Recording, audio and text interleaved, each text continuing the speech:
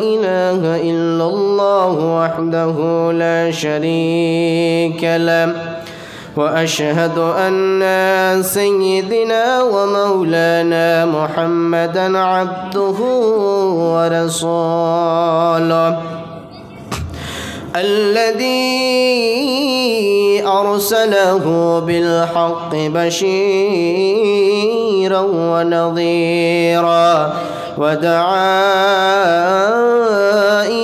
إلى الله بإذنه وسراجا منيرا. أما بعد فإن خير الحديث كتاب الله وخير الهدي هدي محمد صلى الله عليه وسلم وشر الأمور محدثاتها وكل محدثة بدعة وكل بدعة ضلالة وكل ضلالة في النار. أعوذ بالله من الشيطان الرجيم. بسم الله الرحمن الرحيم. فيعذبه الله العذاب الأكبر إن إلينا إيابهم ثم إن علينا حسابهم. بسم الله الرحمن الرحيم. إن الذين قالوا ربنا الله ثم استقاموا تتنزل عليهم الملائكة ألا تخافوا ولا تحزنوا وأبشروا بالجنة التي كنتم توعدون. بسم الله الرحمن الرحيم. قل هو الله أحد الله الصمد لم يلد ولم يولد ولم يكن له كفوا أحد. وقال النبي صلى الله عليه وسلم كل أمتي يدخلون الجنة إلا من أبى. قالوا من أطاعني دخل الجنة ومن عصاني فقد أبى.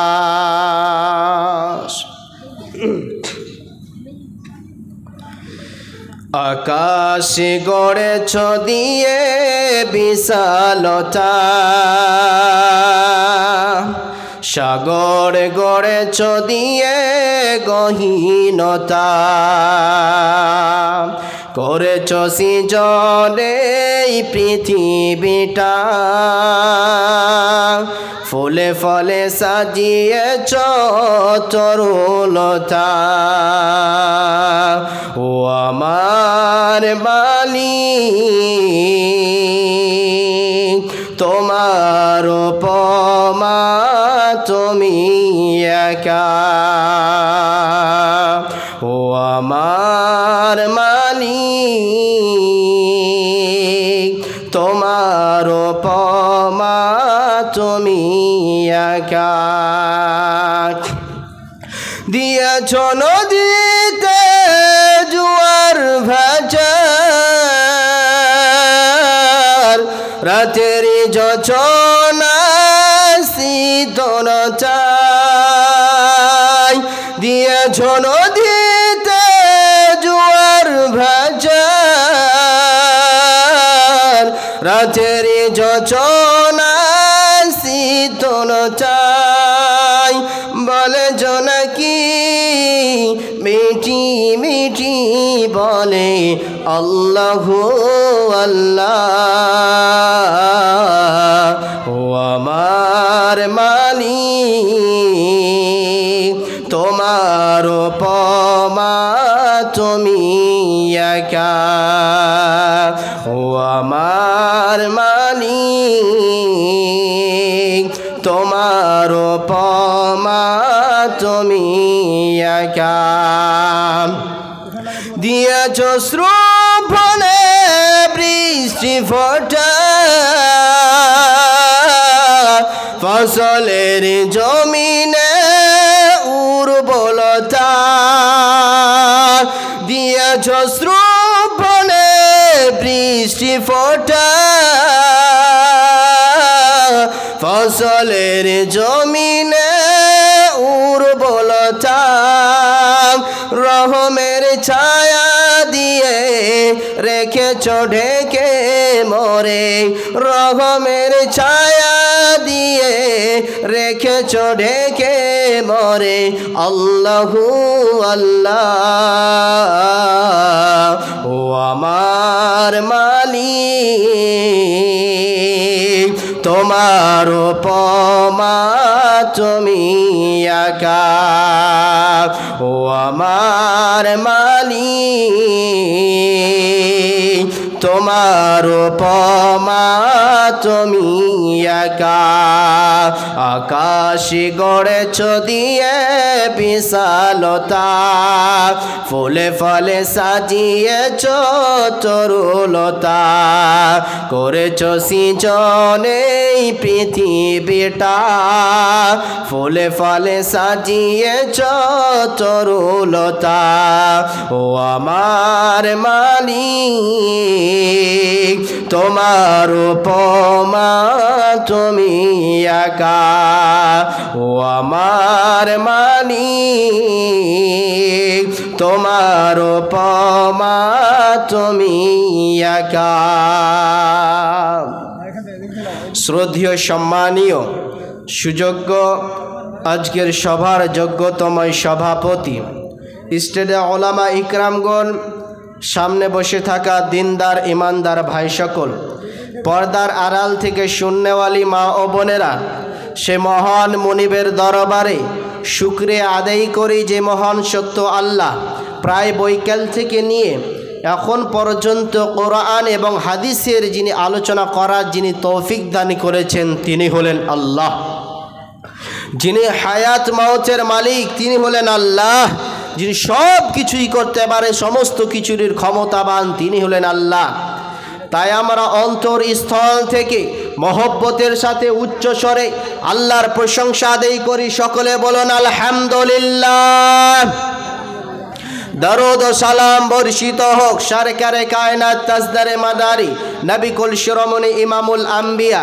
নবী মাক্কি নবী মাদারি নবী আহমদ নবী মুহাম্মদুর রাসূলুল্লাহ সকলে বলুন সাল্লাল্লাহু আলাইহি ওয়াসাল্লাম তিনার উপরে শত শত দরুদ ও শান্তির ধারা বর্ষিত হোক আল্লাহুম্মা সাল্লি আলাইহি আল্লাহুম্মা বারিক আলাইহি আল্লাহুম্মা আমিন মোহতারাম ভাই ও আজিজ ও বুজুর্গ ও দোস্ত আমি পবিত্র কোরআনুল কারীম থেকে কয়েকখানা আয়াত তেলাওয়াত করেছি সহিহ বুখারীর একটি হাদিস সেই হাদিসকে এবং কোরআনকে সামনে রেখে আজকের সংক্ষিপ্ত বক্তব্যটি করব যদি আমার মাবুদ বলার তৌফিক এনায়াত করে তবে বক্তব্য তো অনেক রকমের শুনে এসেছেন শুনছেন শুনবেন আমি আপনাদের সম্মুখে যে বিষয়বস্তুটি নিয়ে আপনাদের সম্মুখে দণ্ডমানিত হয়েছি খুব গুরুত্বপূর্ণ বিষয় আপনারা মনোযোগ সহকারে কান দিয়ে শুনুন আর মা বোনদেরকে ভালোভাবে বলছি যারা এখনও আপনারা হয়তো রান্না বান্না এখনও সারেননি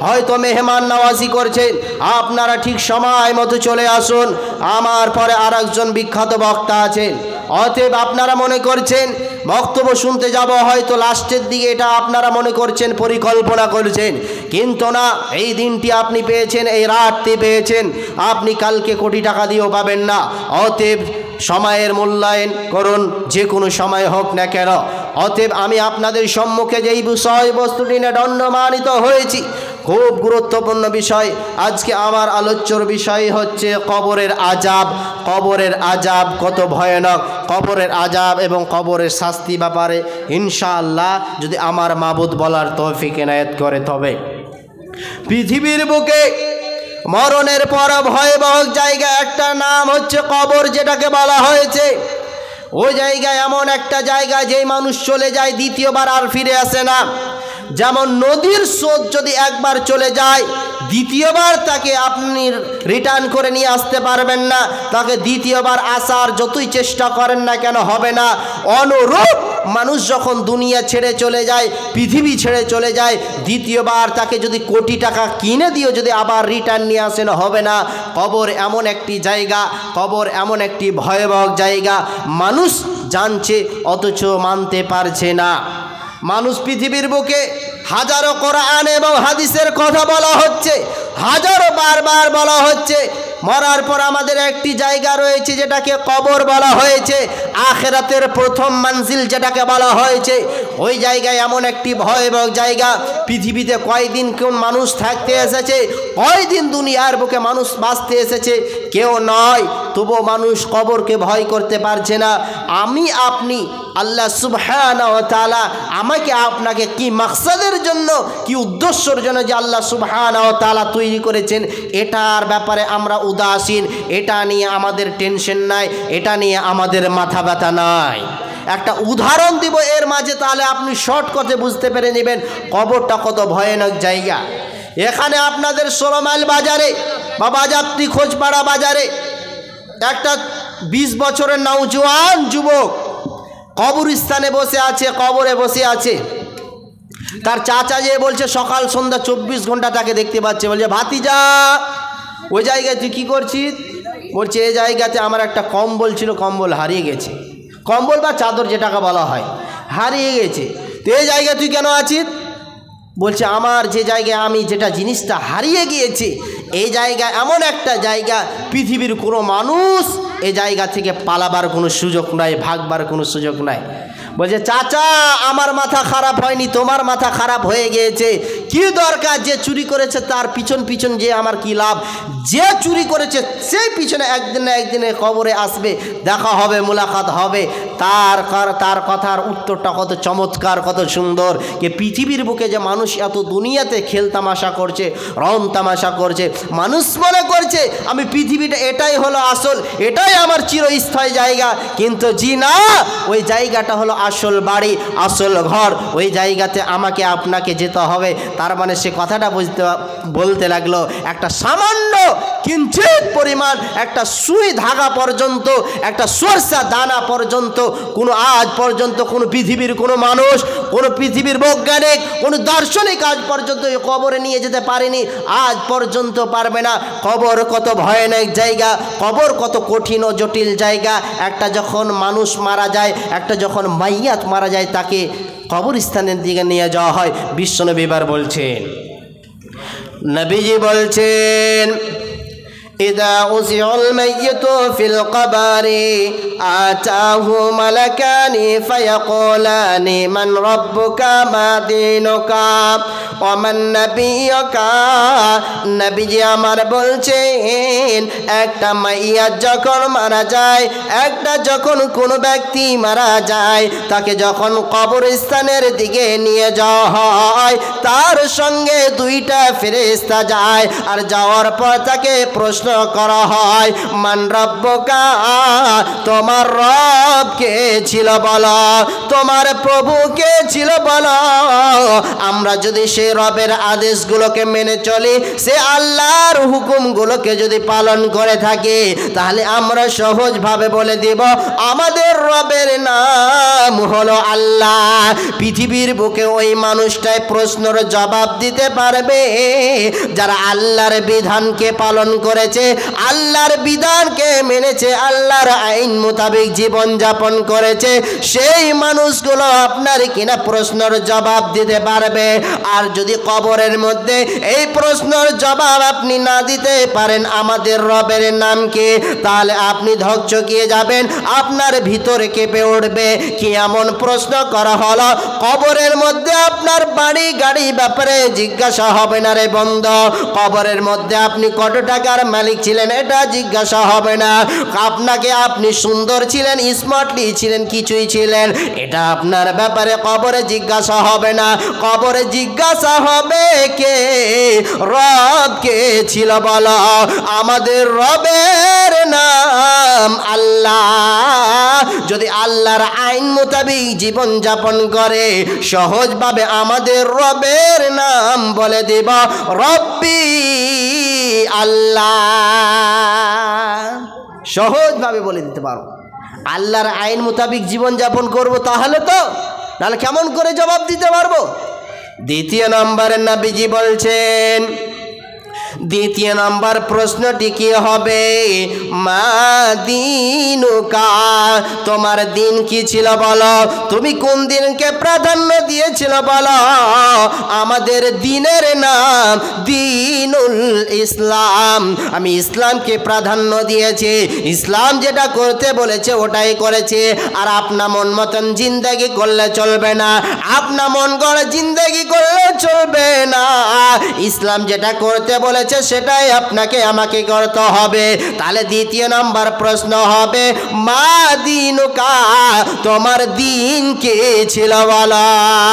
তিন নম্বরে নবীজি বলছেন, তিন নম্বরে প্রশ্নটা হবে, ওয়ামান নবিয়ুকা, তোমার বুকে এমন একজন ব্যক্তি এসেছিলেন, এমন একজন নবী এসেছিলেন, যিনি ইহদিনাস সিরাতাল মুস্তাকিমের পথ দেখিয়ে দিয়েছেন, ইহদিনাস সিরাতাল মুস্তাকিমের পথ দেখিয়ে দিয়েছেন।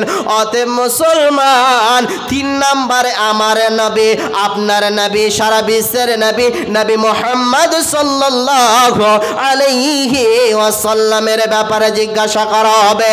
আল্লাহ তাবারক ওয়া তাআলা এবার বলবে, ও ফেরেশতা মণ্ডলীরা, এই তিনটা প্রশ্নের জবাব দিয়েছে কিনা বলো, সঠিকভাবে দিয়েছে কিনা বলো। এই তিনটা প্রশ্নের জবাব যদি আপনি দিয়ে দেন সঠিকভাবে, এবার আল্লাহ তাবারক ওয়া তাআলা বলবেন, ও ফেরেশতা মণ্ডলী রে, এর জন্য একটা জান্নাতের বিছানা বিছিয়ে দাও, এর জন্য জান্নাতের পোশাক পরিয়ে দাও, কোনো রকমের টেনশন হবে না। একে জান্নাতের গেট দরজা খুলে দাও, ইনি নিশ্চয় আমার হুকুম পালন করেছে, আমার আদেশ পালন করেছে। আর যেই ব্যক্তি কাফের হবে, বেঈমান হবে, মুশরিক হবে, যে ব্যক্তিটা আল্লাহর বিধানকে মানবে না, রসুলের আইন মোতাবেক জীবন যাপন করবে না, ওই ব্যক্তিটাকে আমার রব বলবে, রে ও ফেরেশতা মণ্ডলী রে, একে জাহান্নামের পোশাক পরিয়ে দাও, একে জাহান্নামের পোশাক পরিয়ে দাও, একে জাহান্নামের ভিতরে নিয়ে যাও। এর মন গড়া জীবন করেছে, ইনি আমাকেও মানিনি, রসুলকেও মানিনি, মন মতন জিন্দেগি করেছে। অতএব কবরের মধ্যে এই তিনখানা যে প্রশ্ন জবাব দিয়ে দেবে, এই জন্য প্রত্যেকটা মুসলমানকে এখন থেকে তিনটা প্রশ্নের জবাব রাখতে হবে। এই তিনটা প্রশ্নের জবাব যদি আপনি দিয়ে দেন, আপনার জন্য জান্নাতে যাওয়া খুবই সহজ হয়ে যাবে। আছে গো তিনটা প্রশ্নের জবাব। মানুষ মনে করছে মৌলভী সাহেব এমনিতেই জবাব দিয়ে দেবো, যান। মানুষ বলে না, যার যেটা বিষ সেই বুঝতে পারে। যারা দুনিয়া ছেড়ে চলে গিয়েছে, পৃথিবী ছেড়ে চলে গিয়েছে, ওদেরকে একবার জিজ্ঞাসা করেন কি অবস্থায় আছে। আমি আপনি তো কবরের আযাব, কবরের শাস্তি তো বুঝি না। আমি আপনি তো কবর বলে আমাদের স্মরণ নাই, আমাদের স্মরণই উঠে গিয়েছে। আপনাকে এমন একজন ব্যক্তির নাম বলছি, আল্লাহর নবী যখন দুনিয়া ছেড়ে বিদায় হয়ে চলে গেলেন, তখন হযরতে আবু বকর, তারপর ওমর, তারপর উসমান, তিন নম্বর সাহাবী যেটাকে বলা হয়েছে, তৃতীয় খলিফা যেটাকে বলা হয়েছে, মুসলিম জাহানের খলিফা, তিনি যখন কবরের পাশ দিয়ে যাচ্ছিলেন, মনোযোগ করে শুনেন মা ও বোনেরা, ভাই ও বন্ধুরা আমার, মনোযোগ সহকারে শুনেন, এতে অনেক জ্ঞান আছে, বুঝতে পারবেন কবরের আযাব কত ভয়ানক, কবরের আযাবটা কত শাস্তি, কত খাতারনাক, আপনি বুঝতে পারেন না। যখন হযরত উসমান রাদিয়াল্লাহু তাআলা আনহু, তিনি যখন আপনার কিনা জাহান্নামের কথা শুনতেন, এতটা কাঁদতেন না। তিনি যখন কিয়ামতের কথা শুনতেন, এতটা অঝোর নয় না, কান্নাকাটি করতো না। বন্ধুরে আমার, তিনি যখন আপনার কিনা কবরের পাশ দিয়ে যেতেন, বা কবরের কথাকে স্মরণ করতেন, ইয়াদ করতেন তো অঝোর নয়নে কান্নাকাটি করত। এমনকি হাদিসের মধ্যে পাওয়া গেছে তিনার দাড়িগুলো ভিজে যেত। আজ তো আমাদের কান্না নাই। হযরতে উসমান রাদিয়াল্লাহু তাআলা আনহুকে জিজ্ঞাসা করা হলো, ও মুসলিম জাহানের খলিফা আমিরুল মুমিনিন, আপনি তো কিয়ামতের কথা শুনলে এতটা কান্নাকাটি করেন না, আপনি তো জাহান্নামের কথা শুনলে তো এতটা কান্নাকাটি করেন না, আপনার কারণটা কি হয়েছে, আপনার প্রবলেমটা কি হয়েছে, কাঁদছেন কেন? তখন তিনার সঙ্গী সাথীরাদেরকে বলছে, ও আমার সঙ্গী সাথী তোমরা শোনো, আমি কেন কান্নাকাটি করেছি কারণটা হলো এই জন্য কান্নাকাটি করেছি, আখিরাতের প্রথম মঞ্জিল হলো কবর। এটা হলো আখিরাতের প্রথম মঞ্জিল। যেই মানুষটা কবর থেকে বেঁচে যাবে ওই মানুষটা সব জায়গা থেকে বেঁচে যাবে।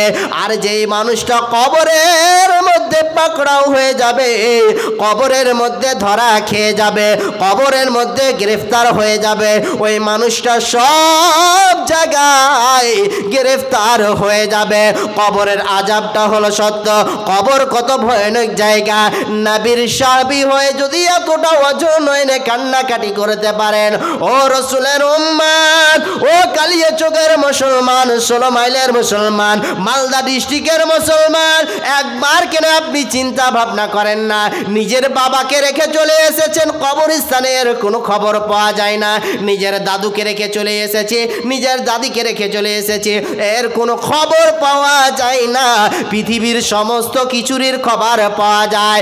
আজ থেকে আপনার ছেলে 2 বছর আগে আপনার কিনা সৌদিয়া চলে গিয়েছে, আপনার কিনা লন্ডন চলে গিয়েছে, আপনার কিনা মুম্বাই চলে গিয়েছে। এ বড় মোবাইল দিলে আপনার কিনা কথা হয়, এ বড় মোবাইলের দ্বারাই আপনার কিনা বড় মোবাইল দ্বারাই আপনার কিনা সমস্ত কিছু ভিডিও কলে কল হয়। কিন্তু কবর এমন একটি জায়গা রে, এর কোনো খবর পাওয়া যায় না, এর কোনো ভিডিও কল হয় না, অডিও কল হয় না। তবুও মানুষ এই জায়গা থেকে উদাসীন, তবুও মানুষ এই জায়গায় ভয় করেছে না। আসল জায়গায় আমাকে আপনাকে ঘর বাঁধতে হবে। কবরে বাবাকে রেখে চলে এসেছি, দাদুকে রেখে চলে এসেছি, নানিকে রেখে চলে এসেছি, আব্বুকে রেখে এসেছি, মাকে রেখে এসেছি। আরে কি অবস্থায় আছে আজ জানি না, কি অবস্থায় শুয়ে আছে, অনাহারে আছে, অসহায় আছে, তারা কি অবস্থায় আছে তাদের খবর জানি না। কবরের আযাবতে কত ভয়ানক, কবরের আযাবতে কত সত্য এটা মানুষ জানে না। এই জন্য যখন মুসলমান কবরকে দেখে ভয় করবেন, কবরস্থানে মাঝে মধ্যে যাবেন আর মাগফিরাতের জন্য দোয়া করবেন আল্লাহর কাছে। আরে বাবা শুয়ে আছে, মা শুয়ে আছে, আরে কি অবস্থায় আছে, তাদের তো খবর জানছি না, তাদের কোনো খবর জানছি না, তাদেরকে তো ভিডিও কলে কল দেখতে পাচ্ছি না, তাদেরকে মোবাইলের মাধ্যমেও দেখতে পারছি না। এই জন্য কবরকে বেশি বেশি ভয় করতে হবে। কবরের আযাব কত কঠিন সইতে আমি পারব না, মৃত্যু যন্ত্রণা কত কঠিন সইতে আমি পারব না।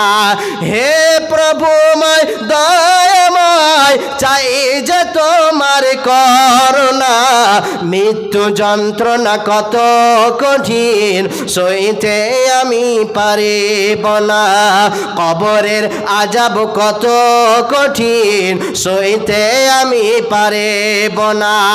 মসজিদের ওই পালকি খানা আসবে সবার দ্বারে সবার জানা, মসজিদের ওই খাটিলি খানা আসবে সবার দ্বারে সবার জানা। বড়ই পাতায় আর গরম পানি, বড়ই পাতায় আর গরম পানি, শুয়াবে শেষ ঠিকানা, মৃত্যু যন্ত্রণা কত কঠিন সইতে আমি পারব না।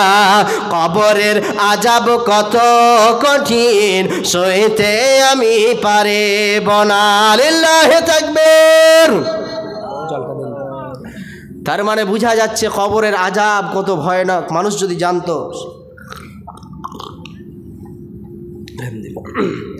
মানুষ চিন্তা ভাবনা করে না, ওই জায়গাকে দিনের দিন ধীর স্থয়ের সঙ্গে মানুষ ভুলে যাচ্ছে। আজ কবরস্থানের হালগুলো দেখে আছেন কি অবস্থায়। কবরস্থানে বলতে লজ্জা লাগছে, আমি বলে দিচ্ছি, তবুও ছোট মুখে বড় কথা হয়ে যাচ্ছে, মাফ করে দিবেন। আজকালকার কবরস্থানগুলোতে দেখবেন কি অবস্থা করেছে, গরু বেঁধে ছাগল বেঁধে বরবাদ করে দিয়েছি। ওই জায়গাতে বাধা ঠিক নয়, তবুও মুসলমানের বাচ্চা বুঝে না। ওই জায়গাতে এমনকি মদের আড্ডা চলছে, ওই জায়গাতে তাসের আড্ডা চলছে, ওই জায়গাতে জুয়ার আড্ডা চলছে। আপনাকে ভরে ভরে আমি প্রমাণ দিতে পারি, নিজ চোখে দেখেছি, আল্লাহর কসম। মানুষ আর ওই জায়গাকে স্মরণ করবে, ওই জায়গাকে ভয় করবে, ইয়াদ করবে, তো ওই জায়গাতে যে হাসি রহস্য, ওই জায়গাতে যে খেল তামাশা, ওই জায়গাতেও রোমান্টিক ছুটে নেওয়ার, ওই জায়গাতে যে শেষ, ওটা যে আসল জায়গা, ও আসল বাড়ি, এটা ভাবছে না। সে কবে ভাববে, তার চেতনা কবে খুলবে, তার বুদ্ধি বিবেক কবে হবে। এই জায়গাতে একজন মাইয়াতকে আমি দাফন করতে এসেছি, একজন মৃত্যু ব্যক্তিকে এসেছি, কালকে যে আমাকে কে আসবে এর কোনো নিশ্চয়তা গ্যারেন্টি নাই। এর কোনো কেউ পৃথিবীর কোনো আপনার কিনা বৈজ্ঞানিক কোনো দার্শনিক কেউ গ্যারেন্টি দিতে পারেনি আজ পর্যন্ত, আর পারবে না। আর কবরস্থানেও গিয়ে আমার আপনার হাসি চলছে, খেলতামাশা চলছে। রসুল বলেছেন, কোনো ব্যক্তি যদি কোনো মাইয়াতকে যদি দাফন করতে যায়, শুধু জানাজার নামাজ পড়লো, তাহলে ওই ব্যক্তি যেন এক উহুদ পাহাড়ের সমান নাকি। বলুন সুবহানাল্লাহ। আর কেউ যদি পুরোটাই শুরু থেকে শেষ পর্যন্ত আপনার কিনা দুয়া শেষ করে আসে, তাহলে পরে আপনার কিনা 2 কেরাত নাকি বলো 2 উহুদ পাহাড় সমান বলা হয়েছে হাদিসের ভাষায়।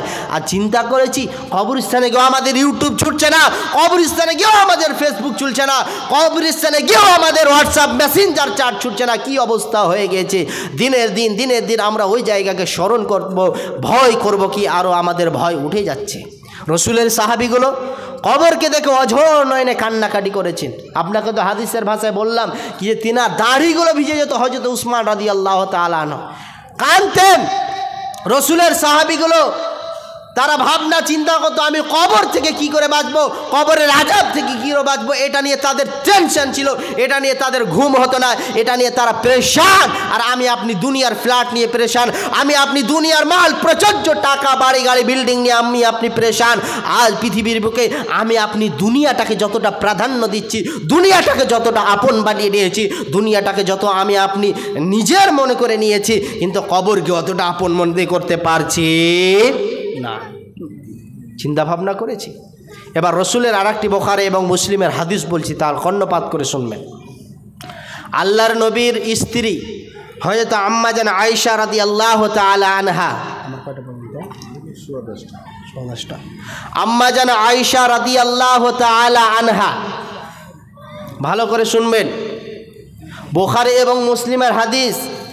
আল্লাহর নবীর কাছে একজন ইহুদি মহিলা আসলো, ইহুদি, মুসলিম নয়, ইহুদি, এসে জিজ্ঞাসা করছে, আয়েশা, কবরের আযাব নাকি সত্য?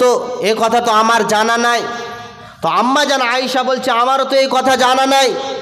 এবং আম্মা জান আয়েশাকে বলছে, তোমাকে কবরের আযাব থেকে যেন আল্লাহ বাঁচায়, এটা তার জন্য দোয়া করছে। এবং তাকে বলছে, কবরের আযাব কি সত্য?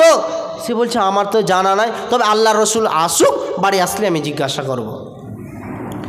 এবার নবীজি যখন বাড়িতে আসলেন, দয়ার নবী বিশ্ব নবী যখন বাড়িতে আসলেন, এবার জিজ্ঞাসা করছেন, ইয়া রাসূলুল্লাহ, ইয়া হাবিবাল্লাহ, ও গো দয়ার নবী গো, এমন একজন ব্যক্তি এসেছিলেন, একজন ইহুদি মহিলা এসে আমাকে প্রশ্ন করলেন, কবরের আযাব নাকি সত্য? এই কথাটা আমার জানা ছিল না। ইয়া রাসূলুল্লাহ, ইয়া হাবিবাল্লাহ, আমার এই কথাটা জানা ছিল না। বিশ্বনবী বলছেন, আয়েশা রে, আযাবাল কবরি হাক্কুন, কবরের আযাব হলো সত্য। কবর কাউকে ছাড় দেয় না, কবর কাউকে চিনে না, ধনীকে চিনে না, মাস্তানকে চিনে না, বাড়িওয়ালাকে চিনে না, কোটিওয়ালাকে চিনে না, পৃথিবীর কোনো মানুষকে এই কবর চিনে না। আয়েশা রে, কবরের আযাব হলো সত্য। এই জন্য বিশ্বনবী যখন সালাত শেষে আল্লাহর কাছে দোয়া চাইতেন, আল্লাহর কাছে ক্ষমা চাইতেন। প্রথম নাম্বার আল্লাহর কাছে বলতেন আল্লাহুম্মা ইন্নী আউযু বিকা মিন আযাবিল কবর। আল্লাহর কাছে দোয়ায় বলতেন আল্লাহ গো আমাকে কঠিন আমাকে কবরের আযাব থেকে মুক্তি দাও এবং জাহান্নামের আগুন থেকে মুক্তি দাও এবং দুনিয়ার ফিতনা হতে আমাকে পরিত্রাণ দাও এবং জীবন এবং মরণের ফিতনা থেকে পরিত্রাণ দাও এবং আমাকে দাজ্জালের ফিতনা থেকে পরিত্রাণ দাও। দয়ার নবী বিশ্ব নবী জনাবে মুহাম্মদুর রাসূলুল্লাহ সাল্লাল্লাহু আলাইহি ওয়াসাল্লাম যখন প্রত্যেকটি সালাতের শেষে আল্লাহর কাছে মাগফিরাতের দোয়া চাইছেন, ও দয়াল মাবুদ গো কঠিন কবরের আযাব থেকে যেন আমি বাঁচতে পারে, কঠিন কবরের আযাব থেকে যেন আমি বাঁচতে পারে। এবং স্বয়ং আম্মা জান আয়েশা রাদিয়াল্লাহু তাআলা আনহা ইনিও দোয়া করতেন আল্লাহর কাছে। অতএব মুসলমান আমি আপনাদের কথা যেটা বলতে চাইছি সেই কথাটা হলো নামাজ পড়তে যাচ্ছেন, সালাত কায়েম করতে যাচ্ছেন, আল্লাহর কাছে কেন বলেন না ও দয়াল মাবুদ গো কবরে তো থাকার কোনো মানুষ নাই, বন্ধু নাই, সাথী নাই, ফ্রেন্ড নাই, কোনো কেউ নয়, আত্মীয় স্বজন নাই, ওই জায়গাতে কেমন করে থাকবো, ওই জায়গাতে কেমন করে থাকবো, ওখানে তো বন্ধু থাকবে না। আর যদি সামান্য বন্ধু বান্ধবের সঙ্গে সময় কাটিয়ে দিচ্ছে এখন ভালো লাগে না, হয়তো মোবাইলের দ্বারাই ভালো লাগছে, ফেসবুকের দ্বারাই ভালো লাগছে, সময় কেটে যাচ্ছে, কিন্তু কবরে তো কোনো আপনার বন্ধু থাকবে না, বাবা থাকবে না, মা থাকবে না, ভাই থাকবে না, কেউ থাকবে না। এরপর মানুষ উদাসীন হয়ে গিয়েছে। মুসলমান কবে আমাদের হুঁশ ফিরবে, কবে আমাদের হুঁশ ফিরবে? যে জায়গাতে একবার চলে গেলে দ্বিতীয়বার আনার কোনো ক্ষমতা থাকে না, কোটি টাকা কিনে দিও আপনি পারবেন না। এই জন্য খবরদার, আসল জায়গায় ঘর বাঁধতে হলে আপনাকে মাটির ঘর, মাটির ভিতরে একটা ঘর আছে, প্রত্যেকটা মানুষকে ওই জায়গায় যেতে হবে। আপনাকে এটা ভেবে নিতে হবে আপনার যে কাফনটা 16 মাইলে বাজারে আছে না বাজাপ্তি বাজারে আছে না আপনার কিনা খোঁজপাড়া বাজারে আছে, কাফনের কাপড়টা যে কোনো সময় রেডি আছে, কখন যে কবে আল্লাহর ডাক হয়ে যাবে কেউ বলতে পারবে না। আপনি যতই ব্যস্ততা থাকেন না কেন, যতই আপনি ব্যস্ততা থাকেন না কেন, যতই বড় বিজনেস হোক না কেন, আল্লাহর যেদিন ডাক হবে রে, আল্লাহর যেদিন অর্ডার হবে পৃথিবীর কোনো মানুষ আপনাকে বাঁচাতে পারবে না। এই জন্য কবর বড় ভয়ানক জায়গা, কবর বড় শাস্তির জায়গা, কবর বড় খাতারনাক জায়গা। এই জন্য ওই জায়গাকে সব সময় স্মরণ রাখতে হবে। একই দিন তোমারি নাম মসজিদে হবে এলান, একই দিন তোমারি নাম মসজিদে হবে এলান। তৈরি থেকো, তৈরি রেখো কবরের মাল সামান, একই দিন তোমারি নাম মসজিদে হবে এলান, একই দিন তোমারি নাম মসজিদে হবে এলান। তাহলে চিন্তা ভাবনা করেছি। আমি একটা সত্য বাস্তব ঘটনা বলে দিচ্ছি আপনাকে। কয়দিন হলো একটা জানাজায় গিয়েছি কালিয়াচকে। যাওয়ার পর একটা মাইয়াতকে যখন রাখছে কবরস্থানে, মানে দাফন যখন করেছে, পার্শ্বে একজন ব্যক্তি বয়সপ্রাপ্ত হয়ে গেছে, প্রায় ধরেন 70 বছর, অজন্য এনে কান্নাকাটি করতে লাগলো। আমি বুঝতে পারলাম না ব্যাপারটা, দাঁড়িয়ে গেলাম কবরস্থানে ওই জায়গাতে। মাইয়াতটাকে যখন দাফন করছে দাঁড়িয়ে গেলাম, কাঁদছে কেন? তিনি এই কথাই বলছে, উচ্চারণগুলো শুনেন, বলছে আল্লাহ এই জায়গাতে আমাকেও আসতে হবে, আল্লাহ এই জায়গাতে আমাকেও আসতে হবে, এই শব্দই ব্যবহার করছে। আর বলছে, আর অঝর নয় না কান্নাকাটি কী করছে আপনাকে কি বলবো, 2 চোখ দিয়ে অশ্রু টস টস টস করে দাড়িগুলো ভিজে যাচ্ছে। কবরস্থানের পাশে আমিও দাঁড়িয়ে আছি, সে ব্যক্তিও দাঁড়িয়ে আছে, কাঁদছেন কেন? মানুষ আজ ভয় করে না। না, আজকে যে আপনাদের মসজিদে যে খাটলাটা আছে, ওই খাটলাতে আপনি 1 মিনিট শুয়ে দেখেন তো, কত বড় মাস্তান আছেন। আজকে যে ট্রাই করবেন, আপনি 1 মিনিট তো দূরের কথা 1 সেকেন্ড আপনি ঘুমাতে পারবেন না। খাট মসজিদে যেগুলো খাটলা আছে, যেগুলোতে কবরস্থানে নিয়ে যাওয়া হয়, লাশগুলো নিয়ে যাওয়া হয়, আপনি পারবেন? পারবেন না। তো সে ব্যক্তি যখন দুনিয়া ছেড়ে চলে গেল, কেমন করে খাটলার, মসজিদের খাটলার ওই জায়গাতে যেতে হয়, মসজিদের খাটলাতে করে কাফন দিয়ে আর আপনার কিনা সাদা কাপড় পরিয়ে তাকে নিয়ে চলে যাচ্ছে কবরস্থানে। কি এই দেহটার কি মূল্য, এই পৃথিবীর কি মূল্য? যখন চোখটা বুনছি সারা পৃথিবী অন্ধকার, সারা দুনিয়া অন্ধকার। কোথায় ব্যাংক ব্যালেন্সের মালিক ছিলাম, কোথায় কোটি টাকার মালিক ছিলাম। আর যখন মসজিদের মাইকে এলান হয়ে গেল মারহুম অমুকের ছেলে আব্দুর রহমান চলে গেল দুনিয়া ছেড়ে, সে কি নিয়ে যেতে পারলো পৃথিবীর ধন সম্পদ? কাফনের পকেটে কি কোনো স্পেশাল পকেট আছে নাকি? বলেন কি যে আজ পৃথিবীর বুকে মানুষ আজ যখন মরে যাবে স্পেশাল করে কাফনের মধ্যে আধ একটা পকেট আছে? কেউ বলতে পারবে পকেট আছে? জি না। তবুও মানুষ উদাসীন, তবুও মানুষ ভাবনা চিন্তা করে না। কেন আমরা দিনের দিন কেন ভুলে যাচ্ছি কবরস্থানকে? 24টা ঘন্টা যখনই আপনি কোনো মাইয়াতকে নিয়ে যাবে, আপনি স্মরণ রাখবেন আজকে এর পালা এসেছে, কালকে আমারও পালা আসতে পারে।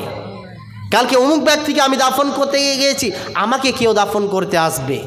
এরকম পরস্পর সময় একদিন কিন্তু আসবে মানুষের, প্রত্যেকটাই মানুষের, সে ধনী হোক, গরিব হোক, সুন্দর হোক, রূপ সুন্দর হোক, আপনার স্মার্টলি হোক, বিউটিফুল হোক, যে লেভেলের মানুষ হোক না কেন, কবর কাউকে চিনে না এবং কবর কাউকে ছাড়ও দেয় না। কবর কাউকে চিনে না। আর যদি সামান্য যদি বাংলাদেশের বর্ডার যেতে গিয়ে যদি পুরো ডকুমেন্টস আপনাকে চেক আপ করতে হয়, পুরো অল বডি আপনাকে চেক আপ করার পর আপনাকে দেখছে মালটা কোন মাল আছে, মালটার ভিতরে পার্সাল কিছু স্পেশাল জিনিস আছে নাকি, মালটা কোন মাল আছে, কোন ইন্ডিয়ান না ভারতের কোথাকার মাল আছে, ফুল সমস্ত কিছু আপনার কিনে এ টু জেড আপনাকে চেক আপ করছে। সামান্য তো বাংলাদেশ বর্ডারটা আপনি পার হবেন, এতগুলো যদি বর্ডারে যদি আপনাকে ডকুমেন্টস লাগে, এতগুলো যদি আপনাকে কৈফত লাগে, তো আল্লাহর কবরে যদি আপনাকে সমস্ত কিছুর আপনাকে জিজ্ঞাসা করা হবে, সেদিন আপনি কি করবেন? সেদিন আপনার কোনো বাঁচার কোনো উপায় থাকবে না, সেদিন কোনো পালাবার সুযোগ থাকবে না, সেদিন কোনো ভাগবার সুযোগ থাকবে না। সেদিন আপনি কি করবেন? মুসলমান চিন্তা ভাবনা করেন। এই জন্য আল্লাহ তাবারক ওয়া তাআলা পবিত্র কোরআনুল কারীমের মধ্যে কত সুন্দর করে বলছেন, দেখেন আল্লাহ বলছেন ইন্না ইয়াবাহুম সুম্মা ইন্না আলাইনা হিসাবাহুম। আল্লাহ তাবারক ওয়া তাআলা বলছেন, রে আমার বান্দা এবং বান্দিরা, তোমরা শুনে নাও।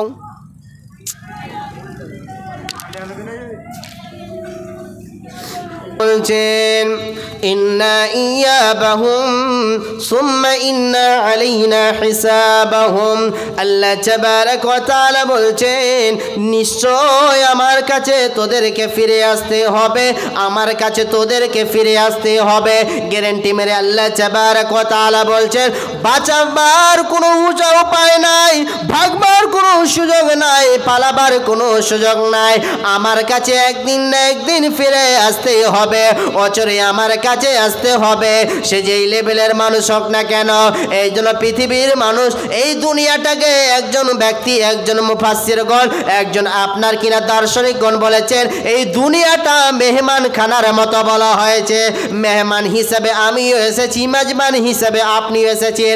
এই যে আপনাদের গ্রামে আমি জালসা করতে এসেছি, এই জায়গাতে চিরকাল থাকার জন্য আসেনি, চিরস্থায়ী থাকার জন্য আসেনি, কোথায় যাব বা এসেছি। এই জন্য এটাকে বলা হয়েছে, দার্শনিকগণেরা বলেছে, বলকে এ দুনিয়া रहने के लिए जगह नहीं है, बल्कि आने के लिए है, आने के लिए नहीं तो जगह ही नहीं मिलता। এই দুনিয়াতে মুসলমান হিসেবে আমি আপনি এই দুনিয়াতে থাকার জন্য আসিনি। এখানে বাসস্থানে একটা ব্যক্তি সারা পৃথিবীর বুকে যদি কোনো বাসস্থানে মানুষকে দেখেন, রেল স্টেশনে মানুষকে দেখেন, ওই মানুষগুলো সারা জীবন ওই জায়গায় থাকবে না, কোথায় যাবে বা এসেছে এরকমটা। অনুরূপ আমি আপনি এসেছি মেহমান হিসাবে এসেছি। কবে যে আল্লাহর ডাক হবে, কবে যে আল্লাহর আদালতে আমাকে আপনাকে জবাব দিতে হবে, এখন থেকে আমাকে আপনাকে তৈয়ারি করতে হবে, কবরের প্রস্তুতি করতে হবে। যেমন আমার আপনার কিনা ধান গমগুলো যেমন আপনার কিনা বৃষ্টি আসে, আমি আপনি বুঝতে পারিনি, এখন গুটিয়ে নিতে হবে, এখন গুটিয়ে নিতে হবে, এখন তুলে নিতে হবে, না জানে বৃষ্টি আসবে। অনুরূপ দুনিয়ার বুকে এটাই ভেবে নিতে হবে আমার আল্লাহর কবে ডাক আসবে। এখন থেকে প্রস্তুতি করেন, এখন থেকে যেই জিনিসগুলো কমতি আছে কবরে যাওয়ার আগে আগে, কবরে যাওয়ার পূর্বে পূর্বে আপনাকে ঠিক করে নিতে হবে। কিন্তু কবরে গিয়ে হায় আফসোস আর চলবে না, কবরের মধ্যে পস্তেও লাভ হবে না, কবরের মধ্যে যতই কান্নাকাটি করেন কোনোই লাভ হবে না। এই জন্য মুসলমান কঠিন কবর থেকে বাঁচার জন্য আল্লাহর কাছে ক্ষমা চান, আল্লাহর কাছে প্রার্থনা করেন। অতএব মুসলমান আমি আপনি দুনিয়ার বুকে মেহমান হিসাবে এসেছে, মেজবান হিসাবে এসেছে। আল্লাহর যেদিন ডাক আসবে, আল্লাহর যেদিন অর্ডার আসবে, আল্লাহর আদালতে জবাব দিতে হবে। মেহমান হিসেবে এসেছি আমি আপনি, কবে যে চলে যাব কেউ বলতে পারবে না। আরেকজন দুইজন ফেরেশতার কথা বলছি, হাদিসে এসেছি। কবরের মধ্যে যখন মাইয়াতটাকে রাখা হবে, আজ একটা অন্ধ ব্যক্তিকে বা যাদের চোখ অন্ধ বা হয়তো দেখতে খারাপ লাগে ওদেরকে যখন দেখবেন ওদের দিকে তাকাবেন, দেখতে ভয়ানক লাগবে। তো দুইজন ফেরেশতা ওই কবরের মধ্যে এসে ভয়ানক আপনার কিনা আকার দেখা দিবে। সে মাইয়াত দেখে ভয়ানক আশ্চর্য হয়ে যাবে, এই দুইজন ব্যক্তি কি করে আসলো। হাদিসের ভাষায় বলা হয়েছে একজন অন্ধ ব্যক্তি আর একজন বহিরা, যেটাকে বলা হয়েছে কানে কিছুই শুনতে পাওয়া যাবে না। নবীজি বলছেন ওই দুইজন ব্যক্তি, ওই দুইজন ফেরেশতা তাদের মাথায় মারবে, মুখে মারবে, আপনার হাতে মারবে, পায়ে মারবে। বল কেন আল্লাহর বিধানগুলোকে মানিসনি? বল কেন নিজের মন মতন জিন্দেগি করেছিস, জীবনটা কাটিয়েছিস? বল। মাথায় মারবে আর মুখে মারবে আর আপনার চিৎকার করবেন, আর আপনি সেই ফেরেশতাগুলোকে দেখে আপনি ভয়ানক হয়ে যাবেন, আশ্চর্য হয়ে যাবেন। এখন যদি আপনাদেরকে বলা হয় এখন আপনি এই কবরস্থানে আপনি রাত 12টায় যান, আপনি ভয় খেয়ে যাবেন, আশ্চর্য হয়ে যাবেন। আপনি বলবেন কেমন করে মৌলভী সাহেব এত রাত্রে আমি গভীর রাত্রে কেমন করে যাব? তো সামান্য যদি এই জিনিসগুলোতে ভয় করেন তো কবর তো কত ভয়ানক জায়গা রে। কবরেতে কোনো সঙ্গী সাথী থাকবে না, কবরেতে বন্ধু থাকবে না, কবরেতে মা থাকবে না, বাবা থাকবে না, ভাই থাকবে না, আত্মীয় স্বজন থাকবে না, থাকবে কে? নিজে একাই থাকতে হবে। এই জন্য পৃথিবীর মানুষেরে এখন থেকে আপনাকে আমাকে এখন থেকে চিন্তা ভাবনা করতে হবে, কবর নামে জায়গা থেকে রেডি রাখতে হবে। কি করলে আমার রবকে আমি সহজভাবে উত্তরটা দিতে পারবো, কি করলে আমার রব খুশি হবে। এই জন্য আল্লাহ তাবারক ওয়া তাআলার কাছে প্রত্যেকটা সালাতের শেষে আপনি ক্ষমা চাইবেন।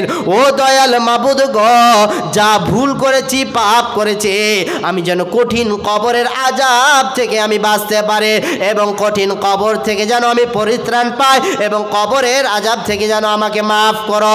আল্লাহর কাছে ক্ষমা চাইতে হবে। পৃথিবীর বুকে আপনাকে যে দোয়াগুলো শিখিয়ে দিয়ে যাচ্ছি মুসলমান, এই দোয়াগুলো যদি 1 কোটি টাকা কিনে দিয়ে দেন তবুও পাবেন না।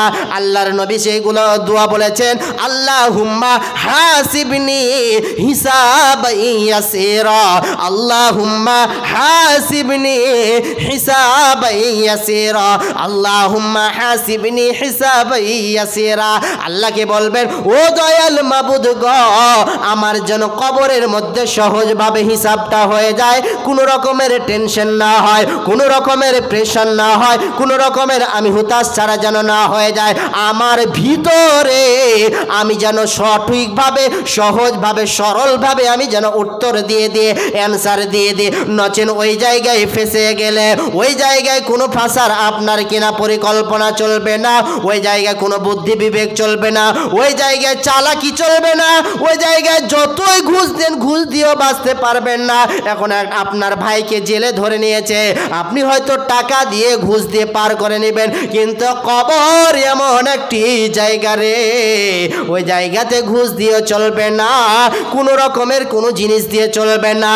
তো আপনাকে যে কথাটা বলতেছিলাম, কবর আখিরাতের প্রথম মঞ্জিল, কবর হলো আসল জায়গা, কবর হলো আসল জায়গা। মায়েরা আমার, বোনেরা আমার, আমার বাপজিরে আমার ভাইরে আমার বন্ধুরে আমার, কবরকে সব সময় রাস্তা দিয়ে চলবেন, ফিরবেন, উঠবেন, বসবেন, সব সময় লক্ষ্য রাখবেন আমার এই দুনিয়ার চিরস্থায়ী থাকার জায়গা নয়। আমাকে একদিন না একদিন কবরে সম্মুখীন হতে হবে, আমাকে ওই জায়গায় যেতে হবে। বাবাকে রেখে চলে এসেছি, দাদুকে রেখে চলে এসেছি, আমাকে ওই জায়গায় চলে যেতে হবে। আল্লাহকে বলবেন, আল্লাহ গো, কবরের মধ্যে যেন আমার হিসাবটা সহজভাবে হয়ে যায়, কোনো রকমের টেনশন যেন না হয়, কোনো রকমের ভেজাল যেন না হয়। ওই জায়গাতে যদি ফেসে যান, ওই জায়গাতে যদি গ্রেফতার হয়ে যান, ওই জায়গাতে যদি আপনি আপনার সমস্ত কিছু পাকড়াও হয়ে যায়, আপনি ওই জায়গাতে যদি আপনি গ্রেফতার হয়ে যান, সব জায়গায় ফেসে যাবেন। যদি কোরআন হাদিস না মানি জীবনে, কি হবে গমি তোর পরে। চার মাযহাবকে ফরজ জেনেছি, একই মাযহাবে আমল করেছি, কোরআন হাদিসের দিকে দেখিনি তো ফিরে, কি হবে গমি তোর পরে, কি হবে গমদের জীবনে। কবরের মাঝে কি দিব জবাব, কবরের মাঝে কি দিব জবাব, মুনকির নাকিরের তরে, মুনকির নাকিরের তরে, কি হবে গমদের জীবনে। এখন থেকে আমাকে আপনাকে প্রস্তুতি রাখতে হবে, যে কোনো সময় হোক না কেন, কবরে যখন আপনি যাবেন আপনার প্রশ্নের অ্যান্সার রেডি রাখুন। যেমন আমার আপনার মাধ্যমিক আসতে পারে, উচ্চ মাধ্যমিক এইচএস আসতে পারে, আমি আপনি পরেশান হয়ে যাই, টেনশন একটা, কি করে মাধ্যমিকে আমি সাকসেস হব, কামিয়াব হব। অনুরূপ এটাকেও আপনাকে ভাবতে হবে, এ কবর হলো আমার আসল বাড়ি, কবর হলো আমার আসল জায়গা, ওই জায়গাতে কোনো ভাগবার কোনো সুযোগ নয়। যেমন আপনাকে একটা উদাহরণ দিলে বুঝতে পারবেন, এখন থেকে যারা মাধ্যমিক দিবেন বা এইচএস দিবেন, তাদেরকে কোনো টিচার আজ পর্যন্ত বলে দেয়নি বাবু এটা পড়া করো, এটা মাধ্যমিকে গ্যারান্টি মেরে বলতে পারেনি, কেউ বলতে পারবেও না কি এটা অবশ্যই অবশ্যই এটা আসবে। কেউ বলতে পেরেছে কোনো টিচার, কেউ বলতে পারেনি আর পারবেও না। তার কারণ যদি ওই বলে দেয় কি এগুলোই প্রশ্ন আসবে, তাহলে ও আবার মাস্টার কি আর পরীক্ষায় কি। এই জন্য আপনাকে ভাবনা চিন্তা করতে হবে যে সামান্য যদি আপনার কিনা পরীক্ষা হলে মানুষ প্রেশান হয়ে যাচ্ছে, টেনশন হয়ে যাচ্ছে, সামান্য একটা যদি প্রশ্নর হার্ড হয়ে যাচ্ছে, অ্যান্সার দেওয়া মুশকিল হয়ে যাচ্ছে আমার দ্বারাই আপনার দ্বারাই, তো সামান্য এইগুলো জিনিসে যদি আমার আপনার মাথা টেনশন হয়, তো কবরেতে এইগুলো প্রশ্ন হবে না। বলবে বল তোর রব কে ছিল, বল তোর দিন কি ছিল, বল তোর নবী কে ছিল, বল। অনুরূপ আপনাকে আমাকে এই জীবন এই দুনিয়াতে আমাকে আপনাকে এটাই ভাবনা চিন্তা করতে হবে, এই দুনিয়ার কোনো গ্যারেন্টি নাই, এই পৃথিবীর কোনো গ্যারেন্টি নাই। চোখটা বুঝলেই আপনাকে রেখে চলে আসবে। কয়দিন দাদুকে রেখে এসেছেন, কয়দিন কবরস্থানে গিয়েছেন কবর জায়রাত করতে, কয়দিন কবরস্থানে গিয়ে কান্নাকাটি করেছেন, কয়দিন দরদি দেখেছে মানুষ। আজকাল পৃথিবীর বুকে আজ ধোকা দিচ্ছে সকলেই। আজ তার কারণ আজ বাবাকে রেখে চলে এসেছি, 2 মাস ভুলে গিয়েছি, আপনার স্ত্রীও আপনার কাছে পর হয়ে যাচ্ছে, আপনার ওয়াইফ আপনার কাছে পর হয়ে যাচ্ছে, আপনি আমি সকলেই পর হয়ে যাচ্ছি। কিন্তু মালিক আমার আল্লাহ সমস্ত কিছু সব সময় আমাকে আপনাকে 24টা ঘন্টা দেখে, কোনো দিন আমার রব আমার আল্লাহ পর হন্ডে। তবুও মুসলমান চিন্তা ভাবনা আমরা করছি, কখন চিন্তা ভাবনা করব, কখন আমাদের হুঁশ ফিরবে কি যে আমার দাদুকে রেখে এসেছি, বাবাকে রেখে এসেছি, কী অবস্থায় আছে, কী অবস্থায় আছে, তাদের জন্য একবার যাই, তাদের কবরস্থানে গিয়ে একবার মাগফিরাতের জন্য দোয়া করে আসি। কবে আমাদের হুঁশ ফিরবে, কবে আমাদের জ্ঞান আসবে? কিন্তু না, তারা তাকিয়ে আছে, তারা কবরস্থানে তাকিয়ে আছে, আমার ছেলেগুলো আসবে, আমার সন্তানগুলো আসবে। এই জন্য যখনই আপনি মাঝে মধ্যে টাইম পাবেন, সময় পাবেন, কবরস্থানে যাওয়ার চেষ্টা করবেন, সময়টা দিবেন। কবরস্থানে গেলে পারে পরকাল কথাটা চিন্তা আসে, কবরস্থানে গেলে পারে আপনার আখিরাত বলে চিন্তা ভাবনা হয়, পরকাল বলে আপনার ভয় হয়। কবরস্থানে গেলে পারে দাদা দাদির কবরের ব্যাপারে আপনার অনেক কান্নাকাটি হয়। আপনার কবরস্থানে গেলে পারে আপনার জাহান্নামের ভয় হয়, কবরস্থানে গেলে পারে মনে হয় এই জায়গা তো আমাকে আপনাকে আসতে হবে। চলেন আল্লাহ তাবারক ওয়া তাআলা সূরা হামিম সাজদাতে কত সুন্দর করে বলছেন, যারা এই জিনিসগুলোর থেকে সাকসেস হয়ে যাবে, কামিয়াব হয়ে যাবে, আল্লাহ তাদের জন্য সুসংবাদ দিচ্ছে। কি সুসংবাদ? আল্লাহ তাবারক ওয়া তাআলা বলছেন, আউযু বিল্লাহি মিনাশ শাইতানির রাজীম, বিসমিল্লাহির রহমানির রহিম। إن الذين قالوا ربنا الله ثم استقاموا تتنزل عليهم الملائكة ألا تخافوا ولا تحزنوا وأبشروا بالجنة التي كنتم توعدون। আমরা বলি আমাদের রব আল্লাহ, নিশ্চয় আমাদের প্রতিপালক হলেন আল্লাহ। আল্লাহ তাবারক ওয়া তাআলা এবার ফেরেশতাদেরকে বলবেন, ফেরেশতারা যখন বলবে, কবরের মধ্যে বলবে, আল্লাহ তাখাফু, তোমরা ভয় পেও না, তোমরা ভয় পেও না, আল্লাহ তাখাফু ওয়ালা তাহজানু, তোমরা গমগীন হয় না, হতাশারা হয় না, তোমরা মনে করো না আল্লাহ তাবারক ওয়া তাআলা তোমাদেরকে যেটা সুসংবাদ দিয়েছে, ও আবশিরু বিল জান্নাতিল্লাতী কুনতুম তুআদুন, তোমাদেরকে জান্নাতের যেটা সুসংবাদ দেওয়া হয়েছে, তোমাদেরকে জান্নাতের যেটা খুশখবরি দেওয়া হয়েছে, তোমাদেরকে যেটা জান্নাতের আশীর্বাদ দেওয়া হয়েছে, তোমাদেরকে জান্নাতের যেটা সংবাদ দেওয়া হয়েছে, তোমরা টেনশন করিও না। শুধু একটা কথা হলো কোনটা? এক নাম্বার হলো আতিউল্লাহ ওয়া আতিউর রাসূল, আল্লাহর কথাগুলোকে ইতাআত করো এবং রাসূলের কথাগুলোকে মেনে চলো, তবে আল্লাহর জান্নাতে যাবে। আল্লাহর কথাগুলোকে অনুকরণ করো, আর নবীজির কথাগুলোকে মেনে চলো, সহজভাবে আল্লাহর জান্নাতে যাবে। ও পৃথিবীর মানুষেরা, আল্লাহর জান্নাত কিনতে গেলে আপনাদেরকে টাকা লাগবে না, আপনাদেরকে পয়সা লাগবে না, আপনাদের কোনো টেনশন হতে হবে না। একবার শুধু দুই হাতটা দিয়ে মাওলাকে বলেন, ও দয়াল মাবুদ গো, আমি অনেক গুনাহ করেছি, অনেক পাপ করেছি, না জানি কবরের মধ্যে আমার সঙ্গী সাথী থাকবে না, আল্লাহ তুমি আমার হিসাবটাকে সহজ করে দিও। আর একটি দোয়া আপনাদেরকে বলে দিয়েছে, সকাল সন্ধ্যা দোয়াটি পড়বেন, আল্লাহুম্মা বিকা আসবাহনা ওয়া বিকা আমসাইনা ওয়া বিকা নাহইয়া ওয়া বিকা নামুতু ওয়া ইলাইহিন নুশুর, বিসমিল্লাহিল্লাযী লা ইয়াদুররু মা ইসমিহি শাইউন ফিল আরদি ওয়া লা ফিস সামাই ওয়া হুয়াস সামিউল আলিম। সাইয়্যিদুল ইস্তিগফার যদি কেউ বলে রে, আল্লাহর নবী বলছেন, কোন ব্যক্তি যদি সাইয়্যিদুল ইস্তিগফার পড়তে পড়তে মারা যায়, আল্লাহ তাবারক ওয়া তাআলা তাকে জান্নাতের সুসংবাদ দিয়েছেন। তার কারণ কেন? আমার সঙ্গে সঙ্গে আপনারা বলার চেষ্টা করুন। সাইয়্যিদুল ইস্তিগফার মুখস্থ না থাকলে আজকে যে ইউটিউবে সার্চ করবেন সাইয়্যিদুল ইস্তিগফার সকাল সন্ধ্যার দোয়া, আজকে যে ইউটিউবে সার্চ করবেন দোয়া আপনি শিখে নেবেন। নাহলে আমার পাশে যিনি সভাপতি আছেন মোল্লা হাজিকুলকে জিজ্ঞাসা করে নেবেন, মোল্লা সাহেব সাইয়্যিদুল ইস্তিগফার দোয়াটাকে আপনি সকাল সন্ধ্যা এই দোয়াগুলো পড়ার চেষ্টা করবে। ও মুসলমান, বলতে লজ্জা লাগছে, এখন যদি আপনাকে বলা হয় এই গানটা মুখস্থ করেন, হঠাৎ করে গানটা মুখস্থ করে নেবেন। এখন যদি বলা হয় এই সিনেমাটা নতুন বেরিয়ে গেছে, এই সিনেমাটা কে বলতে পারবে বলো? সকলেই বলে দেবে। কিন্তু আজ পর্যন্ত মুসলমান ছোট ছোট দোয়াগুলো আমরা শিখতে পারলাম না। কি করে আপনাকে খাওয়ার দোয়া, খাওয়ার শেষের দোয়া, কি করে কবরস্থানে গিয়ে মাইয়াতকে, প্রথমে আমরা মাইয়াতকে যখন মাটি দিই বিসমিল্লাহ বলবো, বিসমিল্লাহ আপনার শুরু করব। এবার যখন মাইয়াতকে দাফন করার পর কি বলে দোয়াটা দিব? আল্লাহুম্মা গফির লাহু ওয়ারহামহুম। এই দোয়াগুলো কখন শিখব? মোল্লা হাজিকুলের কাছে আসবেন, শিখে নেবেন। শিখলে কোনো টাকা লাগবে না, পয়সা লাগবে না।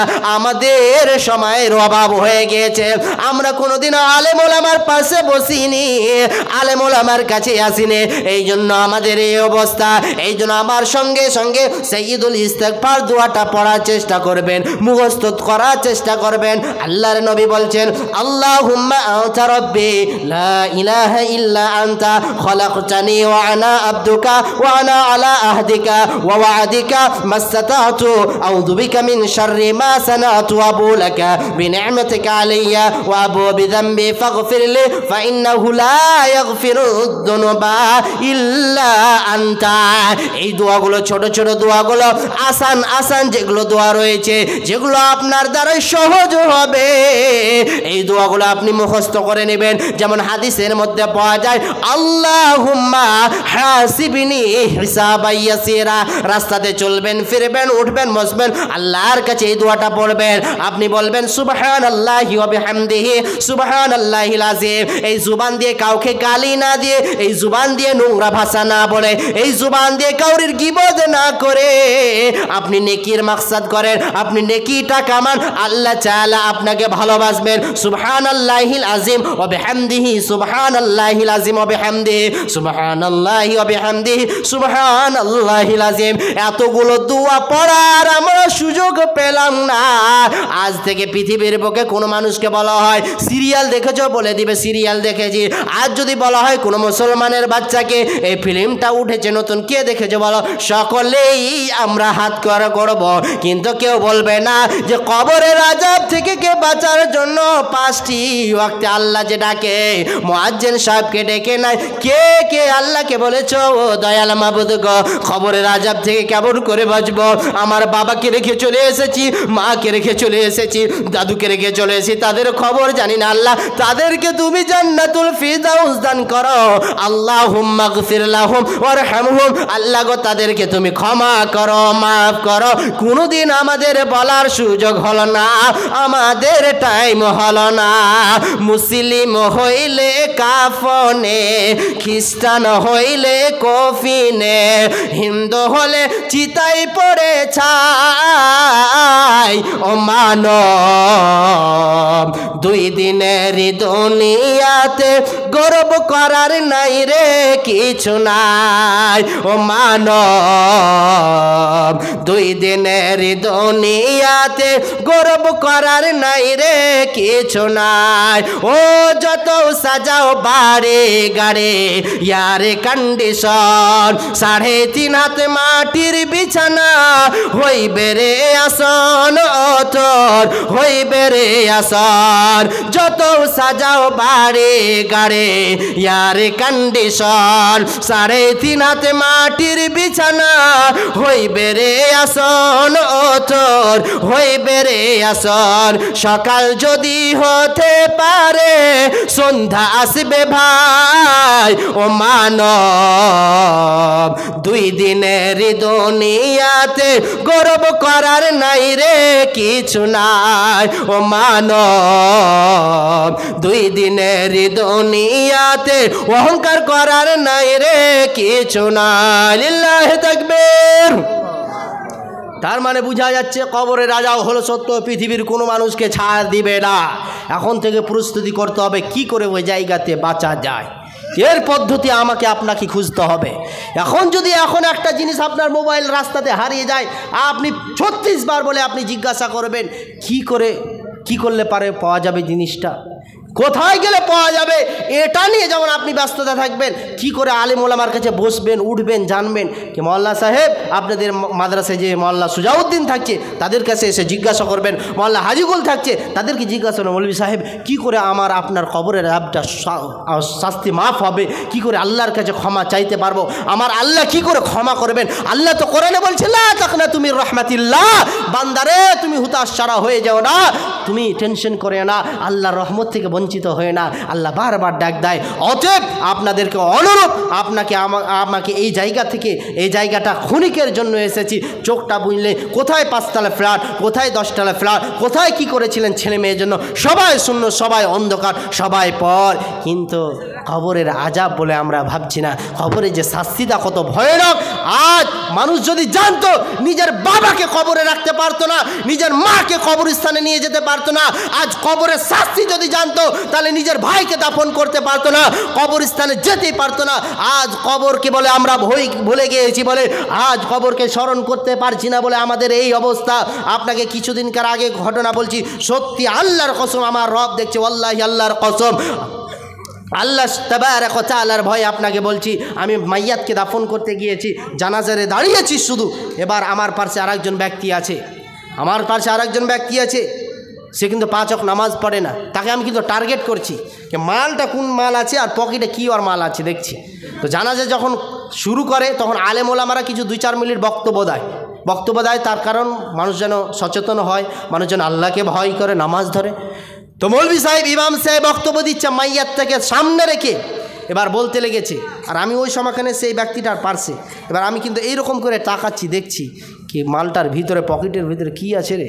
তো ওরে আল্লাহুস সামাদ, কি বলবো আপনাকে, এই যে আল্লাহুম্মা বারিক লানা ফিমা বিড়ি আছে। আমি আশ্চর্য হয়ে গিয়েছি কি আবার এই পকেটের মধ্যে কি আছে, দেশলে আর বিড়ি, আল্লাহর কসম খেয়ে বলছি আপনাকে, দেশলে আর বিড়ি ওই জায়গাতে আমি পেলাম। একজন ব্যক্তিকে আপনি রাখতে গিয়েছি কবরস্থানে, তার এটাও ভয় হলো না, তার লজ্জা হলো না, শরম হলো না যে আমি যে এই মাইয়াতকে রাখতে এসেছি, আমাকে যে কে রাখতে আসবে। তো কিছু কিছু মুসলমানকে দেখা যায় যখন কবরস্থানে যায় খৈনির প্যাকেটও থেকে যায়। কিছু কিছু মাইয়াতকে আমরা যখন কবরস্থানের দিকে আমরা যখন দাফন করতে যাই, জানাজারে যখন যায়, তখন আমাদের গুলের পকেটও গুলও থাকছে আমাদের পকেটে, বিড়িও থাকছে আমাদের পকেটে, সিগারেটও থাকছে। কি করে আমাদের এরকম করে আমরা কি করে বাঁচতে পারবো বলেন? আমরা যদি সচেতন না হয়, আমরা যদি নিজেকে পরিবর্তন না করি, আমরা কি নিজেকে যদি চেঞ্জ না করে, একজন ব্যক্তিকে, একজন মাইয়াতকে দাফন করতে যাওয়ার পরে যদি আপনি সামান্য বিড়ি এবং সিগারেট দিয়ে আপনি সহ্য করতে পারছেন না, তাহলে কবরে বেটা তোমার কি আযাব হতে পারে, কবরে কি শাস্তি হতে পারে, এটা নিয়ে কেন উদাসীন, এটা নিয়ে কেন আপনার চিন্তা নয়, এটা নিয়ে কেন টেনশন নাই। এবার রসুলের আর একটি হাদিস বলবো, সেই হাদিস আপনাকে বলবো। আল্লাহ নবী বলেছেন, আল্লাহ নবী কি বলেছেন, একটা মাইয়াত যখন মারা যায় তার সঙ্গে 3টা জিনিস দেয়। কোনটা জিনিস? 3টা জিনিস নবীজি বলছেন, ভালো করে শুনবেন, শেষ হাদিস আপনাকে বলছি। নবীজি বলছেন, ইয়াত্তাবিউল মাইয়িতু সালাসাতুন, আল্লাহর নবী বলছেন একটা মাইয়াত যখন মারা যায় তার সঙ্গে 3টি জিনিস যায়। 1 নাম্বার হলো তার মাল, 2 নাম্বার হলো তার সদস্য, 3 নাম্বার হলো যে পৃথিবীর বুকে ভালো আমলটা করলো সেই জিনিসটা আপনার যাবে। যখন মাইয়াতটাকে কবরস্থানে নিয়ে যাওয়া হয়, এবার আপনার কিনা আল্লাহর নবী বলছেন পৃথিবীর বুকে ওর সমস্ত কিছু থেকে গেল, বাড়ি থেকে গেল, গাড়ি থেকে গেল, তার সঙ্গে একটি জিনিস গেল, জিনিসটার নাম হলো ওয়ায়াবকা আমালুহু। আল্লাহর নবী বললেন, উম্মতের শুধু একটি জিনিস গেল, একটি জিনিসের নাম হলো আমালবিহীন, তার সঙ্গে কিছুই গেল না। করেছিলেন কি ছেলে মেয়ের জন্য ফ্ল্যাট এত সুন্দর সাজিয়েছিলেন, করেছিলেন কি বাড়ি গাড়ি এত সুন্দর, সব থেকে গেল।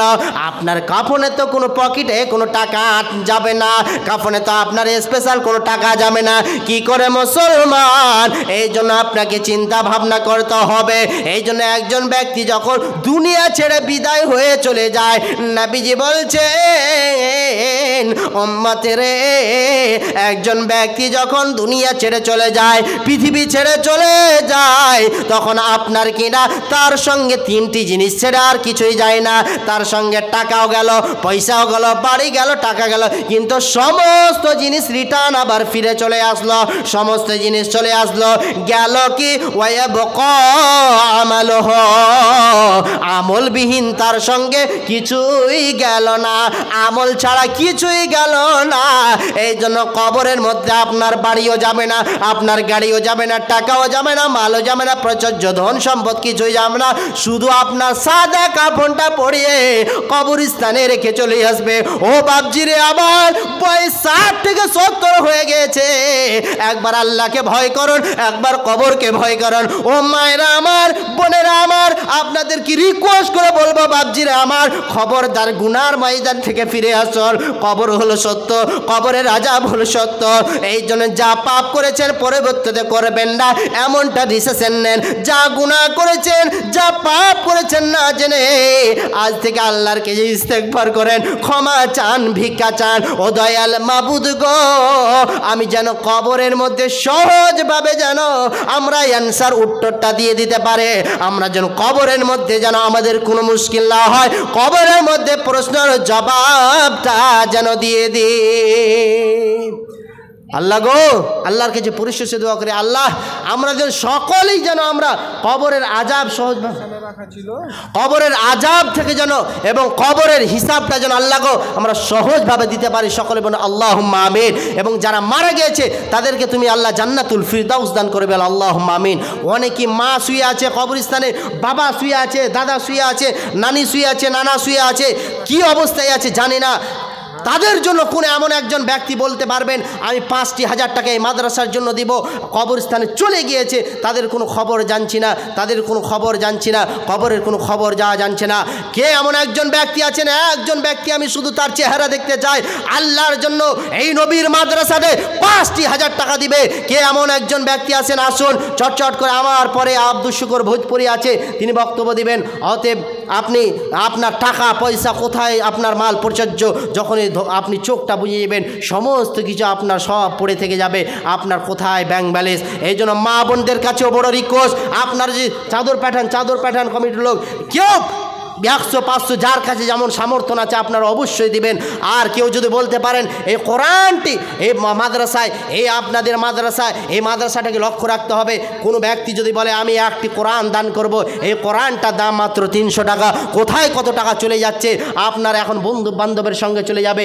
এই মাদ্রাসায় আপনার কিনা কোরআনের শিক্ষা দেওয়া হয়, আপনার এই মাদ্রাসাতে সমস্ত কিছু শিক্ষা দেওয়া হয়। এই মাদ্রাসাকে আপনারা ভুলবেন না, খবরদার কত টাকা কোথায় কামিয়েছিলেন এই মনে করবেন নবীর মাদ্রাসাতে আমি দিয়ে দেব। অতএব আপনারা চাদর পাঠান এবং যার কাছে যেমন সামর্থ্য আছে। আমার পরে আমি 10-15 মিনিট আছি, তারপরে আমি নেমে যাব ইনশাআল্লাহ।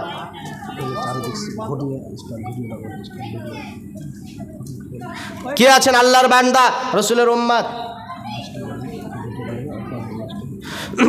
কত টাকা কত পয়সা কত রাস্তায় খরচ হয়, আল্লাহ রাস্তায় দান করিলে আখিরাতে জমা হয়। দানকারীর মাতা পিতা আল্লাহ সুখে রাখো কবরে, নূরের টুপি মাথায় দিয়া উঠায় রোজ হাসরে।